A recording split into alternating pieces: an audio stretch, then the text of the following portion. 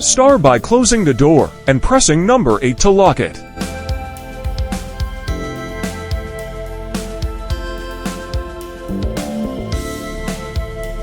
After closing and locking the door, press number 1, 2, or 3 to activate the water valves. Do the same for the drain valve by pressing number 4. To activate the inverter and motor, first press number 10.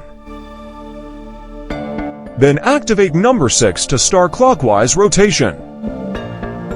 With number 6 activated, pressing number 7 will switch the rotation to counterclockwise.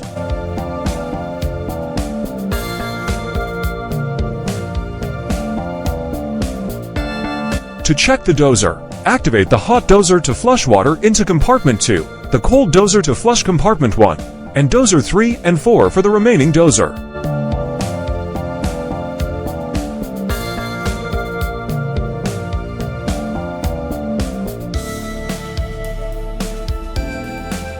When you are done with troubleshooting, don't forget to unlock the door by pressing number 9.